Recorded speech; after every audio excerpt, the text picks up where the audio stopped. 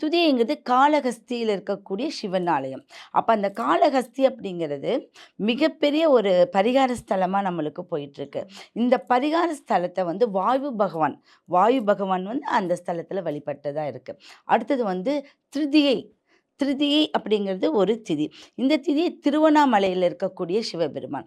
இப்ப திருவண்ணாமலையில என்ன ஒரு மிகப்பெரிய ஒரு விஷயம் அப்படின்னா, பிரபஞ்ச சக்தி வந்து நம்மளுடைய உடம்புக்குள்ள இச்சா சக்தி, கிரியா சக்தியா வந்து உருவேறியிருக்கு. இந்த 2 சக்தியும் மீறி, அந்த சக்திய வலிமைப்படுத்துறது வந்து மலை மேல் இருக்கக்கூடிய எந்த கோயில் மலை மேல இருக்கோ, அந்த கோயிலுக்கு அபூர்வ சக்தி இருக்கு.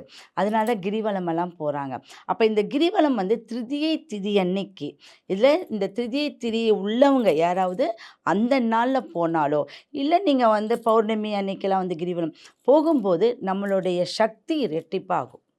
அப்ப இந்த சக்தினால என்ன ஆகும் அப்டின்னா, அவங்களுடைய உச்சி முதல் பாதம் வரை இருக்கக்கூடிய எல்லா கெட்டதும் வெளியேறி, நல்ல வைப்ரேஷன் அவங்களுக்கு கொடுக்கும். அந்த மலையில வந்து யார் வழிபட்டாங்க அப்டின்னா, அக்னி தேவர். அப்ப அந்த சிவன் வந்து அக்னி தேவர் வழிபட்ட ஒரு ஸ்தலமா இருக்கு.